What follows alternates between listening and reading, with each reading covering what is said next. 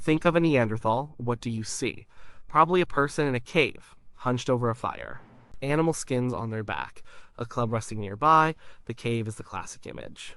It's in every movie, every cartoon, every museum diorama. The word caveman exists for a reason. And that reason is mostly Neanderthals, but is that picture right? Did Neanderthals really live in caves? Or is the truth more complicated? The short answer is yes, they lived in caves. But that's not the whole story, not even close. They were not just cave people. They were adaptable survivors. They made their homes where it made sense. Sometimes that was a cave. And sometimes it was something they built themselves. Let's start with the caves. It's the easiest place to begin because that's where we have the best evidence. Caves are special. They are natural shelters. They protect you from rain, from wind, from snow. They keep you cool in the summer and are warmer than the outside in the winter. They are also a good defense against predators. A cave has a single entrance you can watch. It's a natural fortress. For a small group of hunters trying to survive the Ice Age, a good cave was prime real estate. And caves are good for another reason.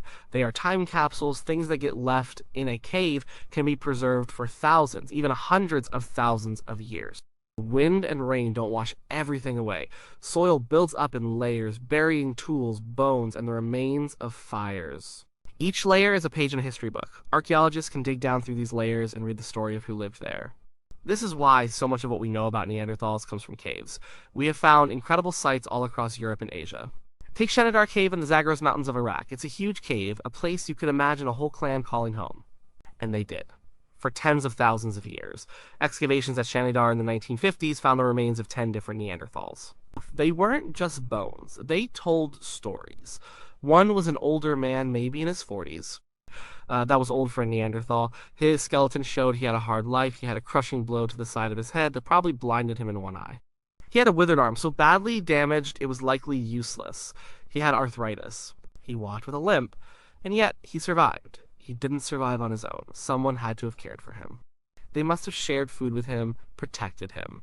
This cave wasn't just a shelter. It was a home, a place where a family or a group looked after its own. Another famous find at Shanidar was the flower burial. One of these skeletons was found with clumps of pollen around it. The pollen came from colorful wildflowers. The idea was that his people had laid him to rest on a bed of flowers. It was a beautiful, deeply human image. It suggested Neanderthals had rituals, maybe even a belief in an afterlife. Now, some scientists question this. They think maybe a burrowing rodent brought the pollen into the grave. But the idea stuck, because it made the people of Shanidar Cave feel so close, so familiar. Whether they used flowers or not, they clearly cared for their dead. They buried them deliberately in the floor of their home. Then you have caves in France, like La Chapelle aux Saints. This is where they found another famous skeleton, the Old Man. When scientists first put his skeleton together, they made him look stooped and brutish. This is where the classic image of the hunched, ape-like caveman came from. But we know now they got it wrong. The old man had severe arthritis, that's why his spine was curved. He wasn't a typical Neanderthal, he was an individual suffering from a painful disease. This cave, too, was a home and a grave. Or go to Gibraltar, at the very southern tip of Europe. Gorham's Cave sits right on the coast. When Neanderthals lived there, the sea level was much lower. The cave would have looked out over a wide sandy plain teeming with animals. It was a perfect spot. Archaeologists have dug through layers of sand and debris inside the cave. They found the remains of hearths, thousands of stone tools, and the bones of animals the Neanderthals hunted. They ate seals and dolphins from the sea. They ate ibex and deer from the plains. They even ate birds. This was a home base they used for a very long time. Deeper inside, on the floor of the cave, someone carved a pattern into the rock. It looks like a grid, a hashtag. It's simple, but it's deliberate. It's an abstraction. It's maybe the oldest piece of Neanderthal art we've ever found. Someone sat in their home and decided to leave a mark. So the evidence for caves is overwhelming. We find their tools, we find their campfires. We find the bones of the animals they ate. We even find their own bones, often buried with care. These caves were central to their lives. They were shelters, kitchens, workshops, and cemeteries all rolled into one. For a long time, this was all we really knew, so the caveman image made sense. It was based on the best evidence we had, but here's the problem. The evidence is biased. The caves are great at preserving things. The open landscape is not. Imagine a Neanderthal group builds a shelter out of wood and animal hides next to a river. They live there for a season, then move on. What happens to that shelter? The wood rots. The hides decay. The river might flood and wash away the tools and bones. 1,000 years later, there's nothing left. 100,000 years later, it's like it was never there. So, we find Neanderthal sites in caves because caves are where the evidence survives. It's a preservation issue. It's like looking for lost car keys only under the streetlights because that's where the light is. Are you sure your keys aren't in the dark part of the street? Of course not. You just can't see them there. For a long time, archaeologists were mostly looking under the streetlight of caves. But slowly, they started looking in the dark, and they started finding things. What if a group of Neanderthals was following a migrating herd of mammoths across a vast, cold plain? There are no caves there. What do? You don't just sleep in the snow. You build something. You have to. And we have evidence that they did. The most spectacular example comes from a site called Moldova in modern-day Ukraine. It's an open-air site, no cave in sight. Here, archaeologists found something amazing. A large circular ring of mammoth bones. Not just a random pile, the bones were arranged. Huge jaws, leg bones, and tusks were placed deliberately to form a circle about 25 feet across.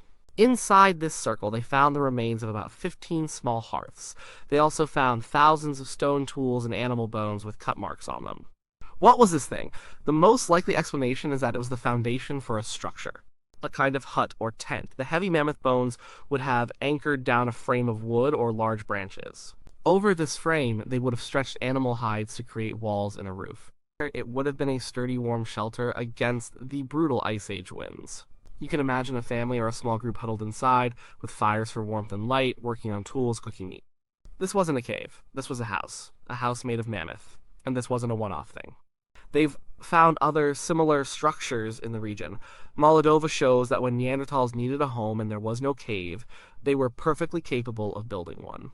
They were engineers, they understood materials, they knew how to use the resources around them, in this case the remains of the very animals they hunted, to create shelter. This completely changes the picture of the simple-minded caveman.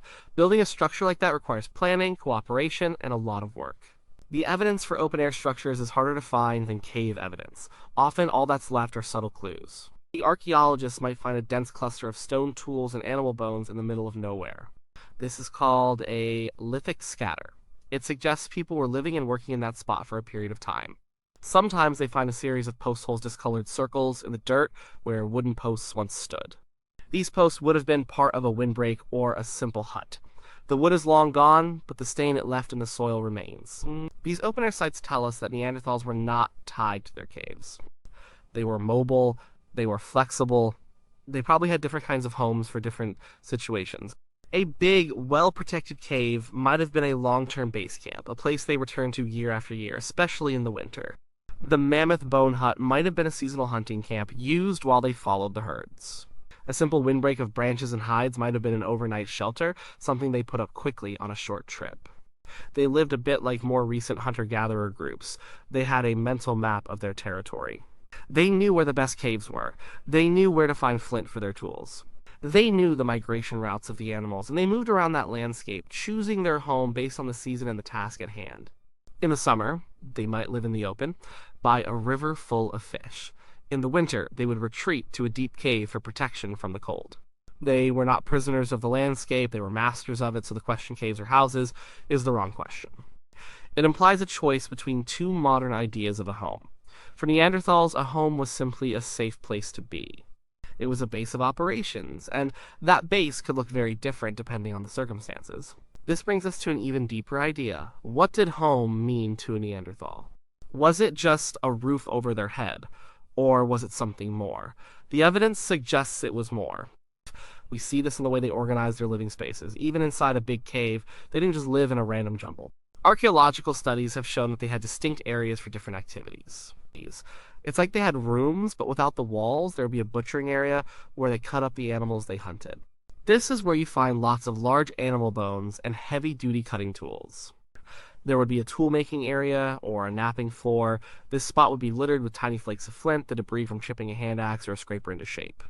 And at the center of it all, there was the hearth. The fire. The fire was everything. It provided warmth and light. It cooked their food, making it easier to digest and safer to eat. It kept predators away. but it was also the social center of the home.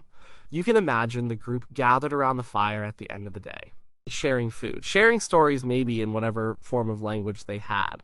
The fire is where the community came together. The hearth was the heart of the Neanderthal home. In some caves, we find multiple hearths, suggesting different family units had their own spaces. They also kept their homes relatively clean. While they would leave bones and stone flakes in certain areas, the main sleeping and living areas were often kept clear. They weren't just living in their own garbage, they had a sense of order. And sometimes they did things in their homes that had nothing to do with basic survival. We already mentioned the carving in Gorham's Cave. But there's more. In many Neanderthal sites, we find pigments, lumps of red ochre and black manganese. They were grinding these minerals into powder. What for? Maybe they used it to tan hides, or maybe they used it to decorate their bodies, their clothes, or the walls of their homes. We don't have clear evidence of Neanderthal cave painting like the famous art of modern humans, but they were definitely interested in color. They also collected strange objects. We found eagle talons with cut marks on them, suggesting they were worn as jewelry, perhaps as part of a necklace or a cloak. We found seashells with holes drilled in them miles and miles from the nearest coast. Someone had to carry them all that way. These objects weren't tools. They weren't food. They seem to be purely symbolic. They are a form of self-expression. A home isn't just a place to eat and sleep. It's a place where you express who you are. Neanderthals seem to have felt this too. Perhaps the most mysterious and mind-boggling Neanderthal site of all is Bruniquel Cave in France. This one isn't a home. It's something else entirely. Deep inside the cave, over 300 meters from the entrance, in total darkness, Neanderthals built something. They broke off hundreds of stalagmites, the rock formations that grow up from the cave floor. Then they arranged them into two large rings on the cave floor. One ring is huge, about 22 feet across. The other is smaller. They also made several smaller piles of stalagmites. They built fires on top of these structures, leaving behind burned bones and soot. This was a major construction project. They had to go deep into the dangerous, dark cave. They had to have a source of light, probably torches. They had to work together to break and move hundreds of pounds of rock. And they did it all for a reason we can't understand. This was not a shelter. It's too far from the entrance. It's not a practical place to live. It seems to have been a special place. A ritual space, a meeting place? We have no idea. But what Bruniquel tells us is that Neanderthals were capable of much more than we ever gave them credit for. They could plan complex projects, they could work together as a team, and they could impose their own order on the natural world even deep underground. A people who could build the Bruniquel rings could certainly build a hut. They had the minds of engineers and architects. So, let's go back to that classic image, the hunched caveman. It's not just wrong, it's an insult. It robs Neanderthals of their ingenuity, their flexibility, and their humanity. They were not passive creatures who just took whatever shelter nature offered. They were active agents in their own survival. The real picture is of a people deeply in tune with their environment. They were opportunists in the best sense of the word. If a dry, safe cave was available, they used it. They would have known every suitable cave in their territory. If they were out on the open tundra, they gathered the bones of the largest animal they could find and built a warm, sturdy house. If they were on a short trip, they would have thrown together a simple lean-to. Their choice of home was not determined by a lack of intelligence, but by a wealth of it. It was a practical decision based on location, season, and purpose. They were a successful species. They survived for hundreds of thousands of years, through multiple ice ages. You don't do that by being stupid or inflexible. You do it by being smart, by working together, and by knowing how to make a home wherever you are. They were the original pioneers of Eurasia, from the coasts of Portugal to the mountains of Siberia. And they made homes in all of those places. So did Neanderthals live in caves or houses? The answer is both, and more. They lived in rock shelters, they lived in huts made of bone and hide. They lived in simple camps under the stars. The important thing is not what their homes were made of. It's what they represented. They were a center for family, for community, for industry, and for culture. They were the places where they cared for their old and sick, where they buried their dead, and where they sat around a fire and became human. Their homes, whether carved by nature or built by their own hands, tell us that the distance between us and the Neanderthals is not as great as we once thought. When we look into the dark mouth of a Neanderthal cave, we are not looking at the home of a strange, brutish beast. We are looking at the home of a cousin.